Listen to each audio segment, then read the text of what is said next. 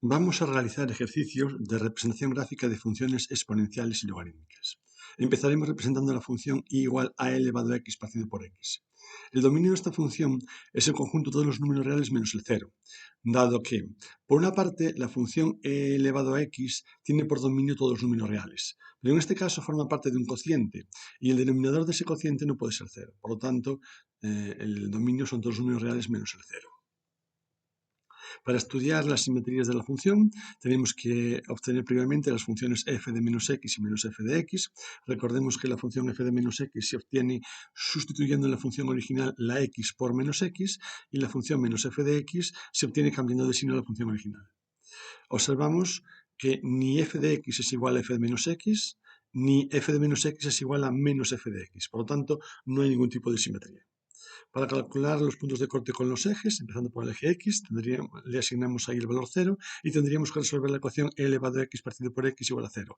Pero el numerador e elevado a x nunca es 0.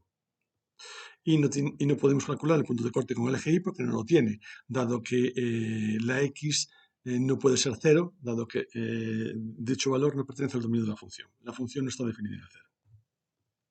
Para estudiar los intervalos de crecimiento y decrecimiento y los máximos y los mínimos, calculamos la primera derivada. Una vez aplicada la fórmula de la derivada del cociente, en el numerador sacamos factor común e elevado a x y quedaría, por lo tanto, que la primera derivada es e elevado a x por, entre paréntesis, x menos 1 partido por x cuadrado.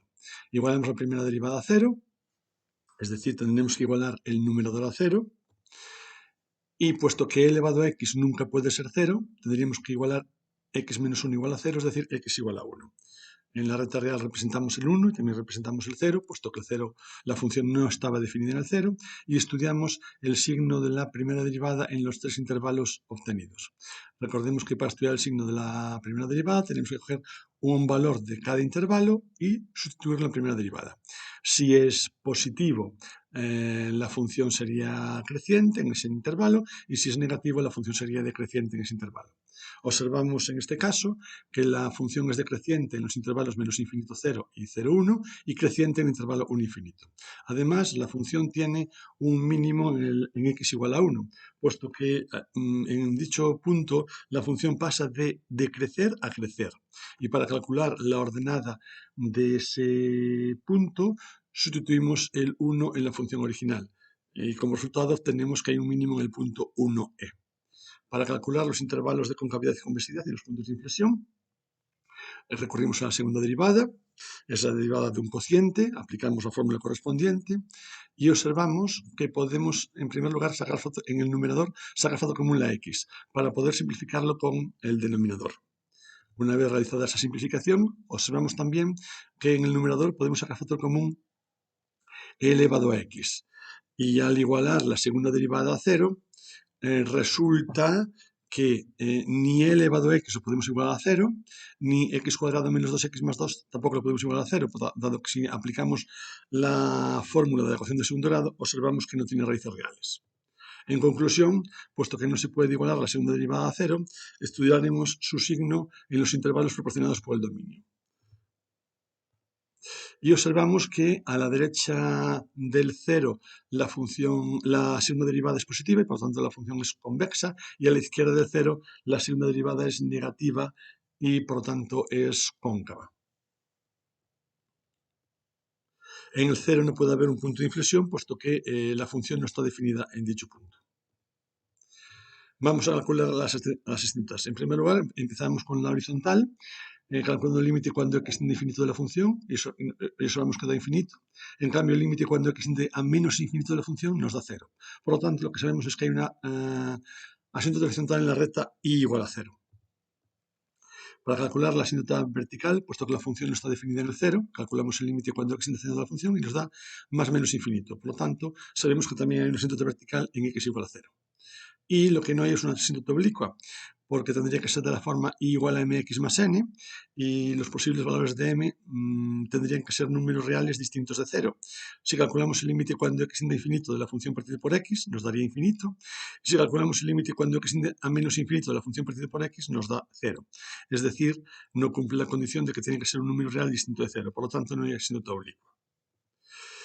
Para representar la gráfica de esta función, dibujamos en primer lugar las dos asíntotas, la horizontal, recta igual a 0, y la vertical, x igual a 0, es decir, son los ejes. Representamos el único punto que conocemos, que es el mínimo, el punto 1e. Sabemos que la función a la izquierda del 0 es cóncava y a la derecha del 0 es convexa. Y sabemos que la función es decreciente de menos infinito a 0 y de 0 a 1 y creciente de 1 a infinito. Con estos datos tendríamos que ser capaces de representar la gráfica que muestra la imagen y, en caso contrario, podríamos ayudarnos de una tabla de valores. Vamos ahora a representar la función logarítmica y igual a x por logaritmo primo de x. El dominio es el intervalo abierto 0 infinito, puesto que no existen logaritmos de números negativos ni del 0. No tiene sentido hablar de simetrías en esta función, dado que la función solo está definida en el intervalo 0 infinito. Para calcular los puntos de corte con los ejes, empezamos con el eje X, le asignaríamos ahí el valor 0 y tendríamos que resolver la ecuación X por logaritmo primo de X igual a 0. Teniendo en cuenta que X no puede ser 0 porque la función no está definida en el 0, resolveríamos la ecuación logaritmo primo de X igual a 0, es decir, X tendría que ser 1. Por lo tanto, el punto de corte con el eje X sería el punto 1, 0. Con el eje Y no podemos calcular el punto de corte porque la función no está definida en el 0. Para estudiar los intervalos de crecimiento y decrecimiento, los máximos y los mínimos, calculamos la primera derivada, que es logaritmo del primo de x más 1, la igualamos a 0, con lo cual tendríamos que resolver la ecuación logaritmo del primo de x más 1 igual a 0, es decir, logaritmo del primo de x igual a menos 1, y por lo tanto x es igual a e elevado a menos 1 o 1 partido por e.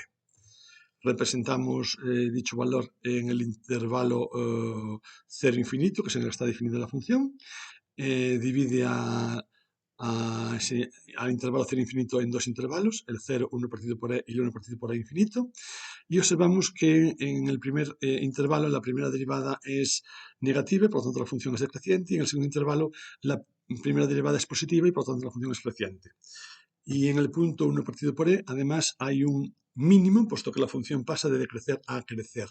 Para calcular la ordenada de ese mínimo, sustituimos 1 partido por e en la función original. Para obtener los intervalos de concavidad y convexidad y los puntos de inflexión, calculamos la segunda derivada, que nos da 1 partido por x. Puesto que no lo podemos igualar a 0, estudiaremos el signo de la segunda derivada en los intervalos proporcionados por el dominio, es decir, el intervalo 0 infinito. Y observamos que en ese intervalo la segunda derivada es siempre positiva y por lo tanto la función es convexa. Y por último, para representar la gráfica de la función, tenemos que ayudarnos de las asíntotas, pero observamos que no tiene ninguna asíntota, dado que el límite cuando x tiende a infinito nos da infinito y por lo tanto no hay asíntota horizontal. El límite cuando x tiende a 0 por la derecha nos da 0 y por lo tanto tampoco hay asíntota vertical. Y la asíntota oblicua, que tendría que ser de la forma igual a mx más n, al calcular el valor de m, límite cuando x tiende a infinito de la función partido por x, observamos que da infinito y tendría que dar un número real distinto de 0. Por lo tanto, esta función no tiene asíntotas. Lo único que sabemos de esta función es que se aproxima al punto 0, 0, pasa por el punto 1, 0 y que es convexa. Pues si con estos datos no somos capaces de representar la gráfica que muestra la imagen, nos podemos ayudar de una tabla de valores. Por último, vamos a representar la función igual al logaritmo neperiano de x cuadrado menos 2x. Recordemos que no existen logaritmos neperianos de números negativos ni del 0, y por lo tanto x cuadrado menos 2x tiene que ser estrictamente mayor que 0. Si resolvemos la ecuación x cuadrado menos 2x mayor que 0, igualando x cuadrado menos 2x a 0, obtenemos los valores 0 y 2, y obtendríamos que la función es positiva en el intervalo menos infinito 0 y en el intervalo 2 infinito, y es negativa en el intervalo 0, 2. Como nos interesa que sea estrictamente mayor que 0, el dominio de esta función sería el intervalo menos infinito 0 unido al intervalo 2 infinito. No tiene sentido hablar de simetrías, puesto que la función no está definida en el intervalo 0, 2. Para obtener los puntos de corte con los ejes, empezando por el eje x, le asignamos ahí el valor 0 y resolvemos la ecuación logaritmo neperiano de x cuadrado menos 2x igual a 0. Recordemos que el logaritmo neperiano de 1 es 0, por lo tanto, x cuadrado menos 2x tiene que ser 1. Es decir, tendríamos que resolver la ecuación x cuadrado menos 2x menos 1 igual a 0. Si aplicamos la fórmula correspondiente, la de la ecuación de segundo grado, obtendríamos que los posibles valores de x son 1 más menos raíz de 2. Es decir, los puntos de corte con el eje x serían 1 más raíz de 2, 0 y 1 menos raíz de 2, 0. No podemos calcular el punto de corte con el eje y, puesto que la función no está definida en el 0. Para estudiar los intervalos de crecimiento y decrecimiento y los máximos y los mínimos, recurrimos a la primera derivada, que es 2x menos 2 partido por x cuadrado menos 2x. La igualamos a 0, es decir, tenemos que igualar el numerador a 0, 2x menos 2 igual a 0 y por lo tanto x sería 1. Pero observamos que x igual a 1 no pertenece al dominio de la función f. Y por lo tanto, para estudiar el signo de la primera derivada, utilizaremos los intervalos proporcionados por el dominio, es decir, el intervalo menos infinito 0 y el intervalo 2 infinito. Y observamos que en el primer intervalo la primera derivada es negativa, es decir, la función es decreciente, y en el segundo intervalo la primera derivada es positiva y por lo tanto la función es creciente. Recordemos que para estudiar el signo basta con coger un punto cualquiera de cada intervalo y sustituirlo en la primera derivada. Para estudiar los intervalos de concavidad y convexidad y los puntos de inflexión, obtenemos la segunda derivada, que es la derivada de un cociente y, por lo tanto, después de aplicar la fórmula correspondiente, efectuar los cálculos y simplificar, quedaría que la segunda derivada es menos 2x cuadrado más 4x menos 4 partido por x cuadrado menos 2x todo y al cuadrado. Si lo igualamos a 0, tendríamos que resolver la ecuación x cuadrado menos 2x más 2 igual a 0, que, como podemos apreciar, no tiene soluciones reales. Y por lo tanto, como no se puede igualar la segunda derivada a 0, estudiaremos el signo de esta en los intervalos proporcionados por el dominio, que eran el intervalo menos infinito 0 y el intervalo 2 infinito. Y observamos que en ambos intervalos la segunda derivada es negativa y por lo tanto en dichos intervalos la función es cóncava. Por último, vamos a calcular las asíntotas. No tiene asíntotas horizontales, puesto que tanto el límite cuando x tiende a infinito como cuando tiende a menos infinito de la función es infinito y tendría que darnos un número real. Tiene asíntotas verticales en x igual a 0 y en x igual a 2, puesto que el límite cuando x tiende a 0 por la izquierda nos da menos infinito y el límite cuando x tiende a 2 por la derecha nos da también menos infinito. Y lo que sí no hay es asíntota oblicua, dado que si calculamos el límite cuando x tiende a infinito de la función partido por x y el límite cuando x tiende a menos infinito de la función partido por x, en ambos casos nos da 0. Y recordemos que la asíntota oblicua sería de la forma i igual a mx más n y m tendría que ser un número real distinto de 0. Con estos datos representamos en primer lugar las dos asíntotas verticales que conocemos, que son las rectas x igual a 0 y x igual a 2. Conocemos los puntos de corte con los ejes, que eran el punto 1 más raíz de 2, 0 y 1 menos raíz de 2, 0.